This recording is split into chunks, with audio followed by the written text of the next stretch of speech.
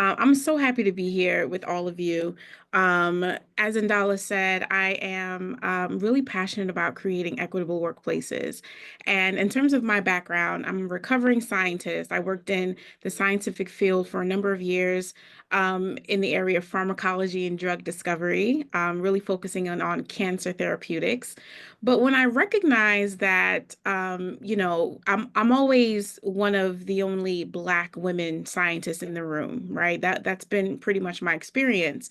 Um, and I deal with that. But when it comes to the actual science and asking correct questions around, who are the patients that we're thinking about? Who are we creating these discoveries for? I recognize that equity was an issue there. I recognize that representation was an issue before I even knew what diversity, equity, and inclusion was. I don't even think it was a field then. It was just, something people did. But it was at that moment I said, wait a minute, I think we're not asking, an inclusive set of questions. And that was my first introduction to this field that we now know as diversity, equity, and inclusion. And just recently, actually, I did a Google search, or maybe it might have been Chat GPT, and I just asked Chat GPT, I was like, where did DE&I come from? Like what's the beginning of DE&I? And interestingly enough, Chat GPT told me the beginnings of diversity, equity, and inclusion was around 1965 when, Dr. Martin Luther King was fighting for voting rights, the Voting Rights Act of 1965. And that was kind of the beginning of kind of a political landscape around equity.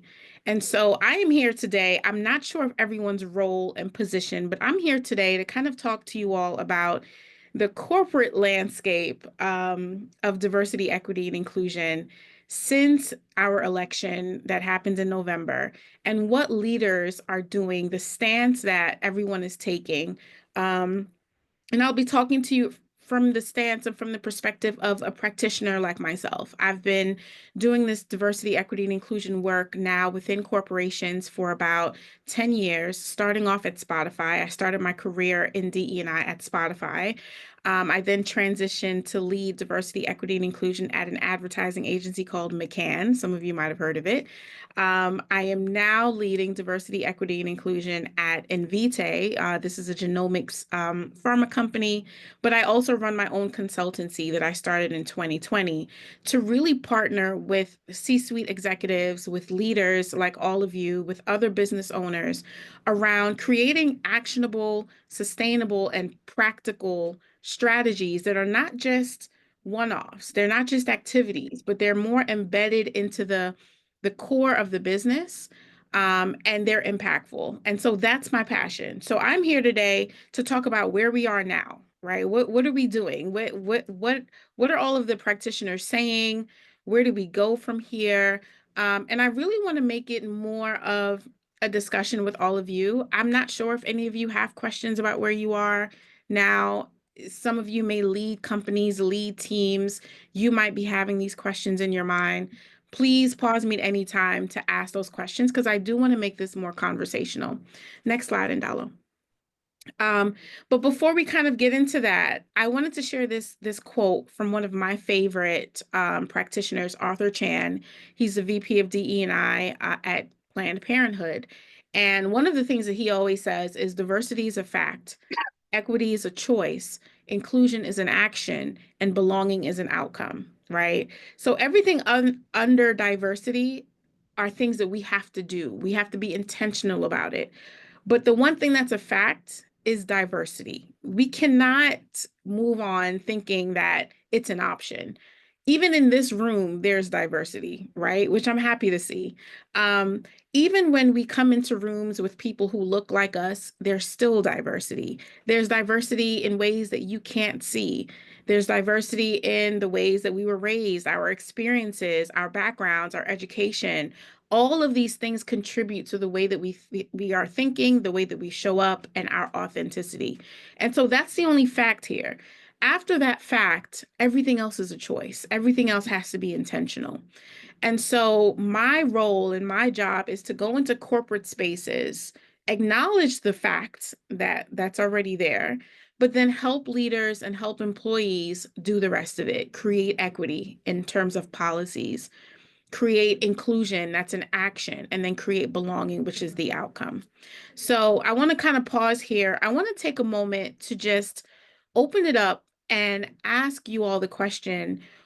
First of all, what are the organizations that you work in? And then how is this diversity, equity, and inclusion landscape? How is it affecting your work? What are the questions that you have in terms of where we are now? I would like to just kind of open it up and see where everyone's thoughts are about that, if anyone has thoughts. So, Cherise, this is Sean. Thank you again for joining us this morning, afternoon. Again, as an overall industry, so what my question is that it's not necessarily based off of my individual company, but really having it where for our overall industry, we've known that our industry of performance marketing has been really skewed towards, that did not favor inclusion and having a lot more individuals of color. I Yeah. am happy to say that over the course of maybe the last year or two, I've seen more at different conferences, which is Yeah. great opposed to having it. We're going to a conference where I only saw like myself and Matt and maybe Chad every once in a while, and you're like, okay, is there only three of us? Oh my gosh. Yeah. One thing to another. So seeing that more coming out is great. My question to you is that based on the political climate that you see, are we going to see the numbers continue to grow, or will they stay stagnant, or will they decline Yeah. in your crystal ball? Well, I don't have a crystal ball. That's the only problem. I wish I did. But what I'll tell you, and I'm really happy that you brought that question up, Sean, because one of the trainings and the talks that I actually do right now is increasing equity in marketing, particularly from my time at McCann in advertising. I recognize like some of the voices that we're giving these brands, and you all know this, once you're a professional in marketing, you're giving the brand a voice, right? You're basically creating storytelling for how that brand shows up in the world. And oftentimes we weren't really taking an inclusive and equitable lens to how these brands are showing up. And so from my time at McCann, I developed this POV on, increasing equity and inclusion in marketing. Now, to answer your question, um, I'm actually going to talk about this later on in my deck, but there are models that I think organizations are now going to follow in one way or another as a result of this landscape that will determine the answer to that question if you're going to see an increase, stagnant, or a decrease. It really depends on the organization. And the reason why is I'm sure you all actually, can you share the deck again, Ndala? I have the perfect intro to this. Every single organization right now is in a crossroads, is at a crossroads. They have to decide, what are we going to do? You can go to the next slide. And there's a lot of chatter around here. So I quickly kind of compile this one slide of all of the headlines that are happening. I really want to actually draw your attention to the Walmart one, right? Walmart, once eager to promote diversity, pulls back amid conservative pressure. And so what you're seeing is organizations being influenced by who is in office. Mind you, the office might change every 4 years, right? So what we're noticing now is that companies and organizations are going to be kind of going back and forth with whoever is in office, where they really should not be doing that. They should be taking a stance and sticking to that stance, right? We have other chatter around, what this second term could mean for diversity, equity, and inclusion. The landscape is shifting dramatically. I even have an article by me in Authority Magazine about why diversity is good for business. That's more of a business case discussion.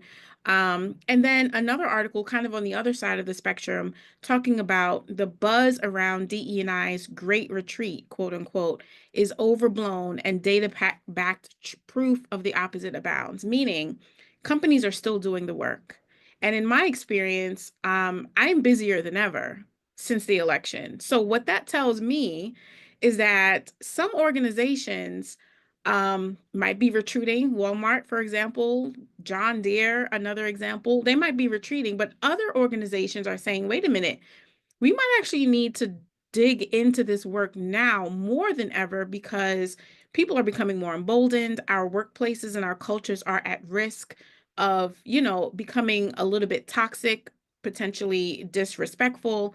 How do we make sure that we're creating an environment of healthy, inclusive, and equitable workplaces so that we can continue this innovation? So, back to your question, Sean. I don't know if you're going to continue to see an increase in, people of color at your marketing conferences. It really depends now on what individual organizations are deciding to do, where they take their stand, if they're continuing to do, to have inclusive hiring practices, if they're continuing to promote people of color to more leadership and senior positions. What are they doing in the landscape of this new administration is what the big question is. And honestly, we don't know. We have to kind of wait a couple months and see what goes on. But I would love to hear you report back. Like, I want to hear the data of when you go to different places, what you're seeing. And I'll be paying very close attention to, what leaders are saying nowadays about if they're continuing to do the work or if they're pausing. So I'll actually share with you a couple of models in a few moments about kind of where practitioners are seeing some changes and some decision making, but it's a wait and see question. Definitely. Thank you for that. Anyone else want to ask a question or has any kind of insider perspectives in terms of your particular organization or your business around what you'd like to see or what you're wondering about in this new kind of endeavor that we're this landscape?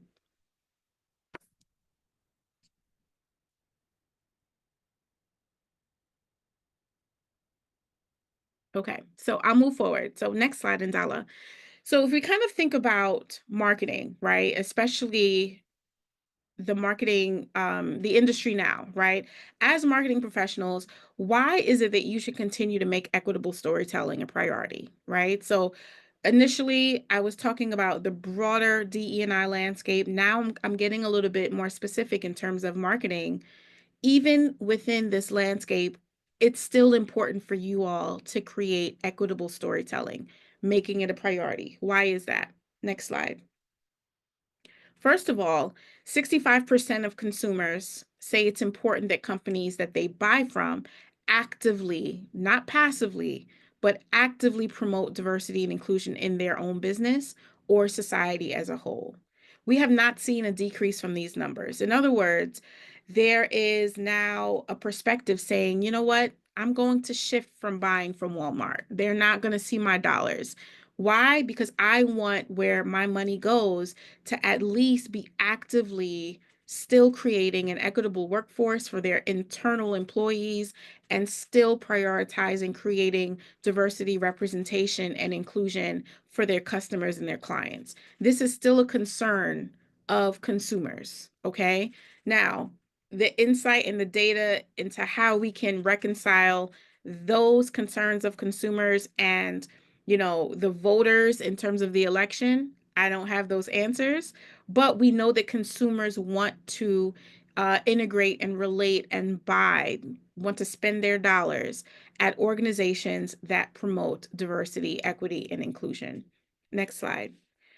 So when we think about millennials, right, they've actually been a really big topic of conversation. Generations in general. This is the first time in the workforce that 5 different generations are in the workforce at the same time. And so in my line of work, for the first time I've ever seen it, we're now having conversations around how different generations are approaching problems and solutions. And so we saw a really dramatic stat and number around the millennial. I'm considered, I think my mother calls it a geriatric millennial, which is like on the older side of the millennials. I'm geriatric. And my group, 78% of us, will tell others, right? Not only just ourselves, we'll tell other people to buy from a company that's more purpose driven and inclusive. So we want to buy from companies that are more purpose driven, but then we'll tell other people, hey, don't go to this organization. They've just pulled back or they're doing this or they're doing that. Buy from this organization. there's a statistic that tells us that 78% of the millennials are doing that, more than any other generation, apparently. And so I want you all to think about, especially in your field of marketing, um, if you haven't started kind of looking in and diving into the generational aspect of your brand's voices and your audiences, it really is a place where you should dig in, because these different generations are having completely different um, reactions to things. Their behaviors are different. And it's something that I think as marketers, you all definitely need to be tuned in to what those generations are saying, right? Millennials, including Gen Z, baby boomers, everyone, completely different perspectives and reactions and behaviors. And so, as marketers, that's another thing that you have to kind of dial into as you're thinking about your messaging, your brand, your storytelling. How is this landing on each one of the generations that's out there?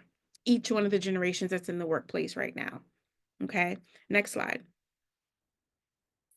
And so here's the bottom line. Here's the bottom line.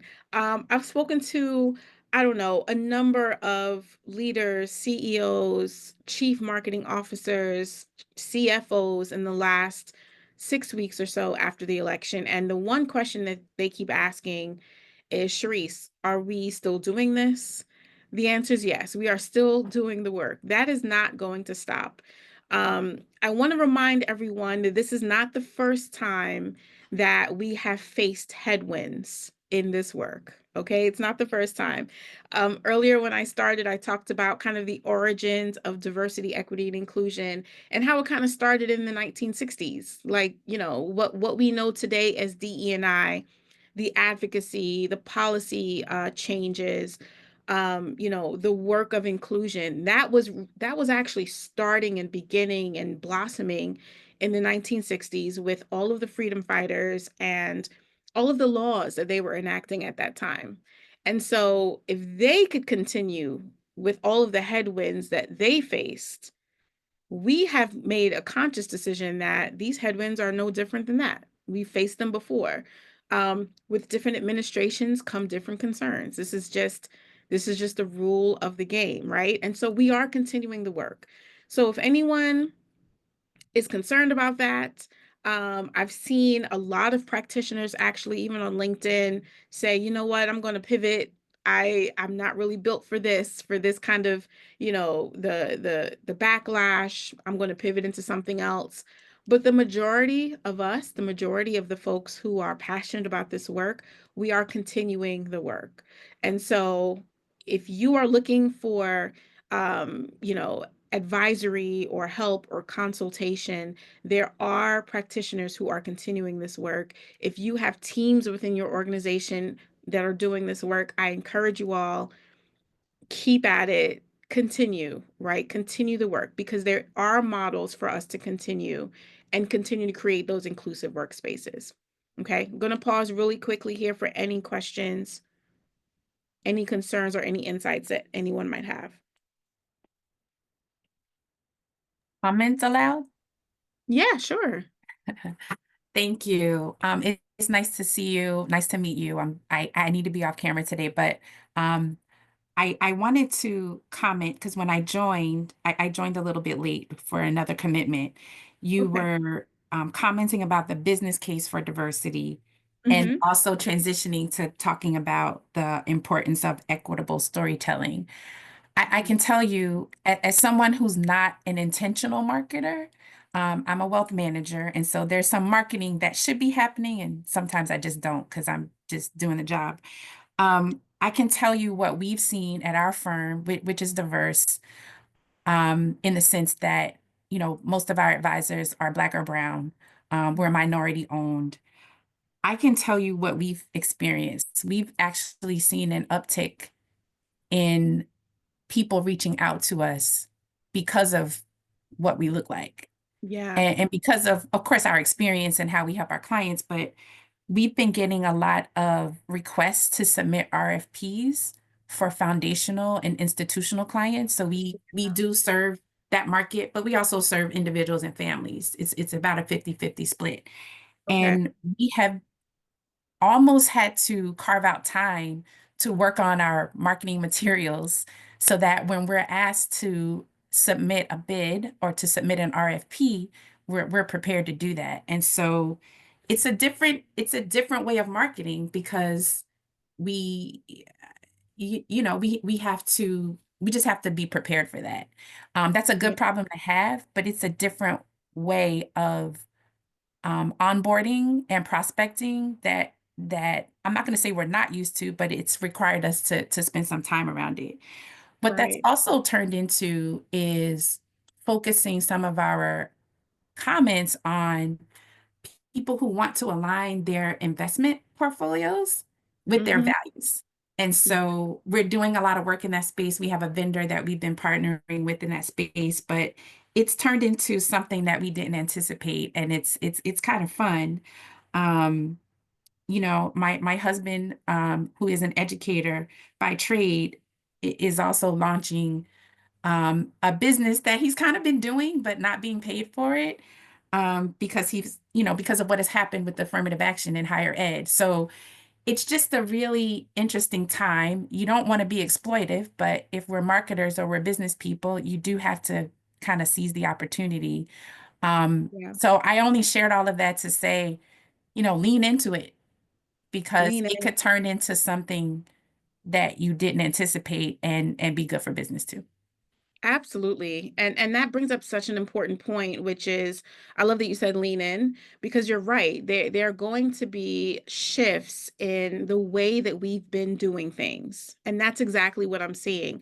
We might have been doing things using best practices or a certain strategy for the last 10, 15 years. And I think that this particular time is an opportunity for us to take a step back, reassess and pivot slightly, not changing the outcome of what we want, but changing the way that we get to the outcome, right? And that's important for people across industries. So you and Andrea, you are in the finance industry.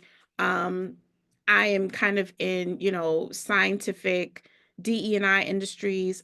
Others here are in performance marketing. Whatever the industry, the common thread is that you probably will have to take a step back, reassess, and pull out what you need to pivot and move forward.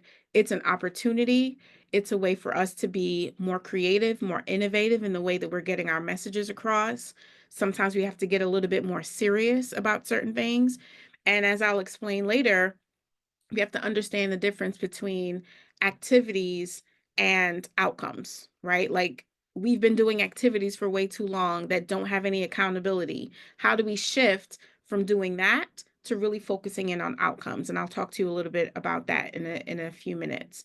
But I love your insight. Thank you so much for that. Thank you. Okay. Anyone else? Sean, I saw that you Please. unmuted. Therese, we've got a I question from Brad in the chat as well. exactly. Okay, So you want me to just read it to you? sure. Have these companies getting rid of their official DEI departments like Walmart also dropped their recruiting at HBCUs, or has that stayed the same? I am just curious how much on-campus recruiting leads what industries kids from specific universities go into. Yes, Brad, the answer is yes. Yes. Once you downsize your diversity, equity, and inclusion team, just give me a minute to go into a little bit of context. Normally, your talent acquisition team will partner with your diversity, equity, and inclusion team to develop a recruitment strategy for HBCUs. This is actually what I did at Spotify starting out. I led our campus recruitment team because I myself went to an HBCU. I was very passionate about creating streams and opportunities and pipelines for Black and Brown students to come into the tech industry. And I spent quite a number of years doing that. But yes, you're right. So as we kind of see some companies downsize their diversity, equity, inclusion teams, you may have some talent acquisition teams who have folks on that team who might be passionate about it, who might be experts in it, but you may lose that sense of a foundational and streamlined strategy around HBCUs. And when I say strategy, it's not just walking onto campus and saying, "Hey, you're a Black student, come work for XYZ company. That's not the strategy. The strategy is looking at that university's strengths, for example, developing longer term commitments and programs that can be developed over time, and then creating that consistent pipeline and flow to that organization, right? So it's less of just walking onto campus. Again, that's an activity that may not necessarily create a long lasting and sustainable impact, but the real strategy lies in, hey, I am Google and I'm going to invest in Spelman College and build out, a tech center of excellence. So that means that these students, even when they're on campus learning, they have a place to go to learn about software engineering, to learn about, music production, so that when it's time for them to graduate, Google is the obvious choice. That's what I mean by strategy and long-term direction.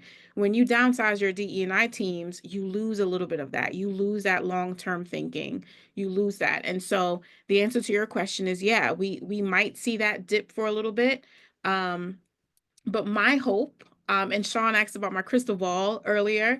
If I did have one, I think my hope would be that it might dip, but then we'll rebound, because what we'll do is do exactly what Andrea just described, and we'll figure out the way that we need to pivot in kind of, that moment of adversity, or that moment where we need to just figure out the solution, right? So I think it will dip, but I think we will rebound, and the resilience will become very evident there. So I'm hoping that within a year or two, we'll see that rebound happen. That is what I'm predicting from my crystal ball. That's what I'm predicting. But thank you for your question. That's a great question. Great question. And if you know what, I actually had one other question or comment. I noticed that again within this environment that we're in right now, of course, DEI is almost a four-lettered word. Yeah. And it's, people are not saying it as much and they're shying away from it, but as you mentioned, it's still doing the work, which is great. Yeah. Have you had to mask your efforts and rename every department? So for example, you even having it where it says your name / DEI, it's like, Yeah. oh no, say Right. something else. Again, so Yeah. what is your take on that? That's a great question. I am not changing names. No, I won't be doing that. I think that I'm not really a fan of changing words to make others feel comfortable. I think that the meanings of diversity, equity, and inclusion is exactly what I want to say. So I'm going to continue saying it until the wheels fall off. Um, and you're right. I might be eating my words in a year, Sean. I have no idea. I might be eating the words. I don't know. But until there's a law that says this is breaking the law for you to say these words, I think I just might continue to say it because, you know, it matters. I think that, as I mentioned before, diversity is a fact. Like, we cannot get away from the fact that we're coming to the table different. That's all diversity is. I don't think it's a dirty word. I don't think it's like a curse word. I just think it's a fact. Where the equity and inclusion get a little spicy is because we don't want to level the playing field. Some people are opposed to leveling the playing field, and that's what equity and inclusion really celebrates and promotes.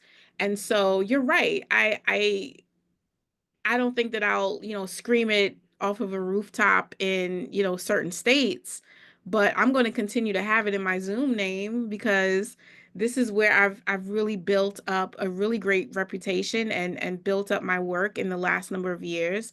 Um, and to be honest, I still think people are looking for it.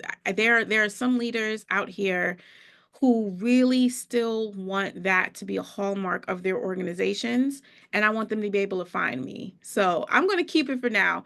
If I need to change it, Sean, I will. You're the first person I'm going to let know, because then I'm going to eat my words and then I have to apologize. But for now, it's going to stay. It's going to stay. Stay strong. Stay strong. I Stay strong. got you. If I'm I gonna can stick with that. can I chime in with my experience / comment as well? Hi, Sure. everyone. I'm Kelly Willett. This is my first BiPM meeting. So I have Great. lots of LinkedIn invites to send and follow up through the end of the year.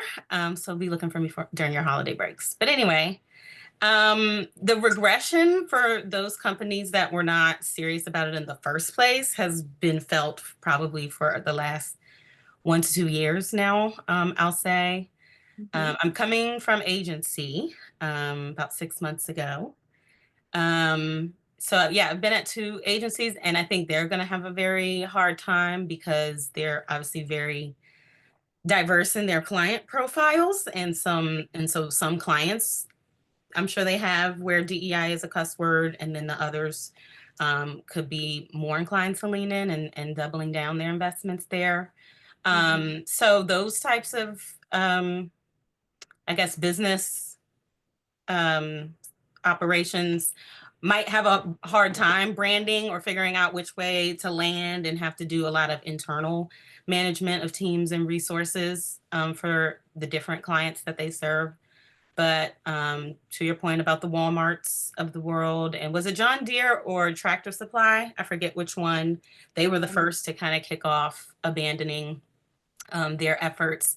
I think they feel relieved that they can finally drop face. They don't have to even pretend anymore. And I'm happy for them that they no longer have to do that. It's unfortunate that there's going to be some likely human collateral in it, right? When you're inside of these organizations and realizing that this was all an affront in the first place. It's kind of devastating and traumatizing. But it just redirects you to where you ultimately need to be. So it's very unsettling.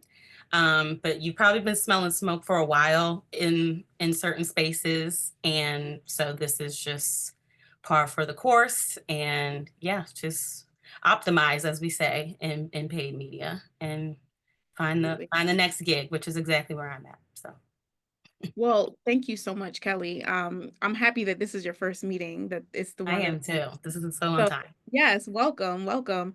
But you're absolutely right. Optimize, pivot, as individuals, we have to kind of do what we need to do in terms of finding our spaces, right? Finding the spaces where we can be authentic and be able to use our voices.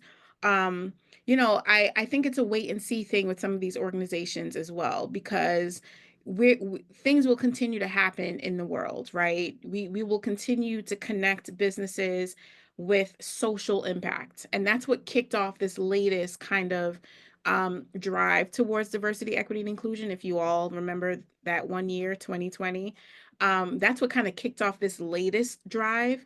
But something else will happen to kick off another drive, right? Mark my words, the whole life is a cycle. It's just going to continue again.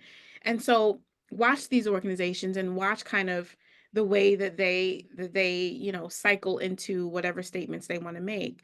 But again, some industries have to focus on diversity, equity, and inclusion because it is a hallmark of their business model and structure.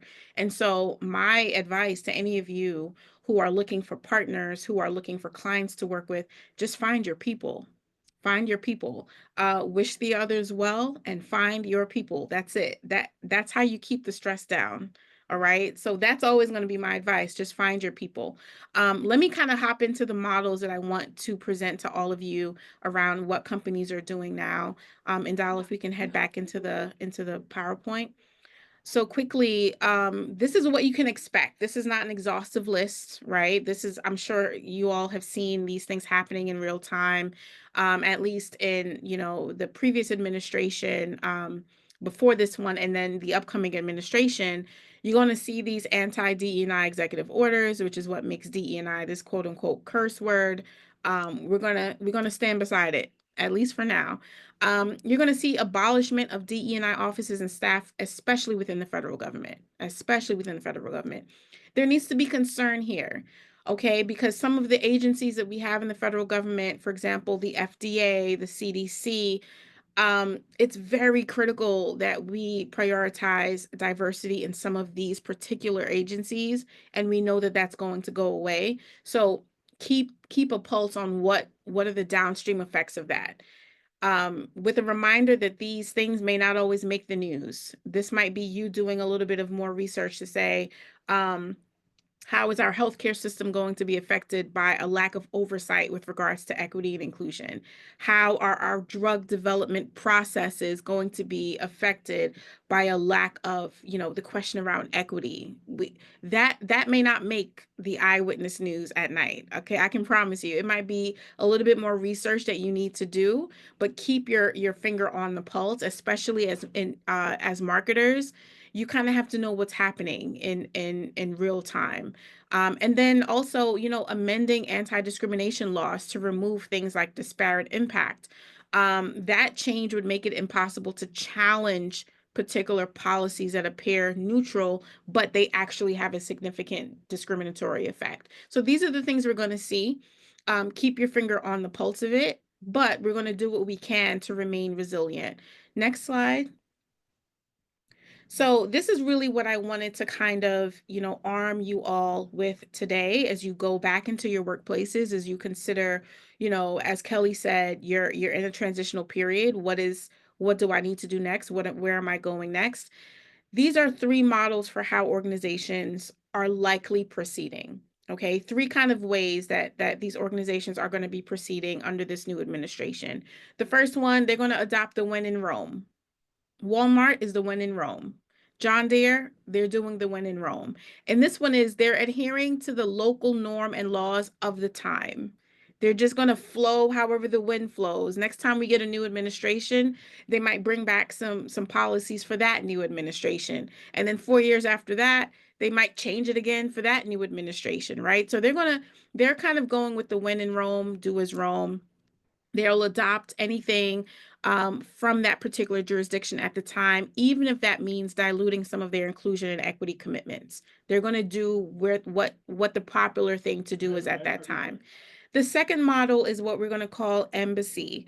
These are companies that are adopting pro-DE&I policies internally, but they're not going to push for change in a wider society. They're going to be like, you know what? As my mom used to say, in this house, this is what we're going to do. Outside, you and your friends could do whatever they could do whatever they want to do, but in this house, this is what we're doing. That's the embassy model. The third model is the advocate. These are the real, culture shifters. I think of the Ben and Jerry's here, right? They're the advocates. They're companies that seek to shift local laws and social norms to be more inclusive and equitable to all people, regardless of the political landscape. Those are the advocate companies. Next slide, Indala. What I'm noticing in my conversations is a spectrum, right? You're going to have your Walmarts, your John Deere's, then you're going to have some of your Ben and Jerry's. I can't even think off the top of my head who are some other advocates, but most companies are going to fall right here in the middle of this. It's like a bell curve, right? Most companies are going to fall right here in the middle in embassy, which is what I am noticing now from the conversations I'm having with leaders. Most companies are saying, you know what, we might decrease our DE&I team potentially, but we're still going to be doing the work. We're still going to be developing inclusive hiring practices. As Brad mentioned earlier, we're still going to be partnering with our HBCUs to build long-term sustainable pipelines for these students. We're still going to be creating internal equitable policies with regards to benefits, in regards to creating family. We're still going to do that. We just won't scream it off of the rooftop. It may not be many articles about it, but we're still going to do the work. And this is where a lot of organizations are falling. You're just not going to see it in the news. They're just quietly in the background doing their work, still committed to what they said that they were going to do. So next slide. So this is what I really, if you don't remember anything else from this meeting, this is what I want all of you to remember in terms of the influence that you have in this area. My recommendations for all of you are to remember that interventions are better than activities. You're like, oh, Cherise, what are you actually talking about? What intervention are you talking about? Well, an activity, if you think about it, that's something that you do for the sake of doing it, right? If you're an employee resource group leader, you have a meeting, you're doing it for the sake of doing it. It's an activity. If you are celebrating, Pride Month at your organization, but doesn't really have like a tethered actionable strategy. It's an activity. It's not good. It's not bad. It just simply is. You're just doing it. An intervention, though, is something that you do with the hopes of achieving an outcome. It is more outcome driven. So instead of me just kind of having meetings with my employee resource group leads, instead of me just, doing activities, I am now focusing in on outcomes, right? If I want to build education and curriculums within my organization around more inclusive marketing strategies for my team, for my design team. If I want to, try to create more accessibility in my marketing efforts with regards to people with disabilities. I just had a meeting actually this morning about one of my clients trying to build in accessibility options for people who either are colorblind or are visually impaired. That is an outcome that you want, right? So instead of kind of doing things as activities to check the box and say you did it, start first with the outcome that you want and then decide on the goals to get to that particular outcome. And so your interventions, which really demonstrate you going for an outcome versus your activity, is how organizations, is how leaders like me, how leaders like you are going to survive and be resilient during this particular landscape. We're no longer just doing activities. Start first with the outcome that you want, right? What is it that you actually want to do to create that equity, to create that inclusion, and then work backwards from there. And so that's kind of how you have to do. How do you start? How do you focus on these interventions? First of all, understanding the purpose of your intervention, right? Move away from kind of the empty words, the empty the empty commitments. Really think about, are you trying to drive change? Are you trying to make something more accessible? Are you trying to create more inclusion for leaders? Are you looking at creating more beneficial and equitable benefits for your teams? What exactly are you doing? What is the purpose of it? And then work backwards from there. Secondly, establishing those metrics. The metrics really determine what your impact is.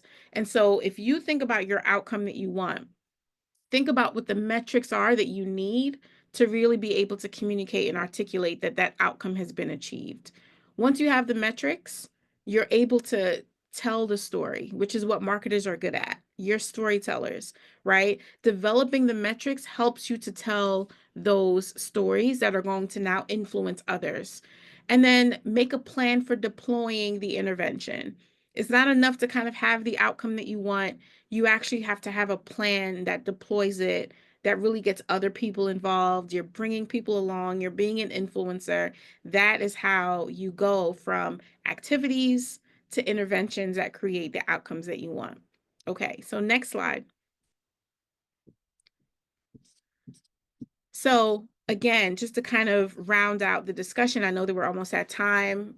Bottom line, it's not over. The inclusion equity work is not over, but it is shifting. We are shifting away from checking the box, from activities. We're shifting towards outcomes. We're shifting towards sustainability and long-lasting impact.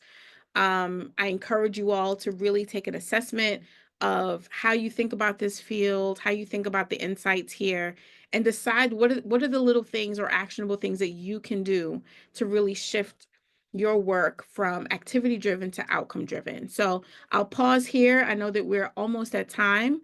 I have my contact information on this slide. I know that some of you already reached out to me on LinkedIn. Thank you so much for connecting. But yeah, reach out to me via email as well if you want to kind of discuss any strategies for your organizations, and I'm happy to answer any questions that you have.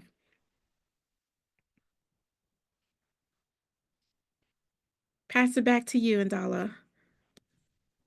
Cherise, thank you so much. This has been incredible. And incredibly informative, and I'm loving some of the points that you made.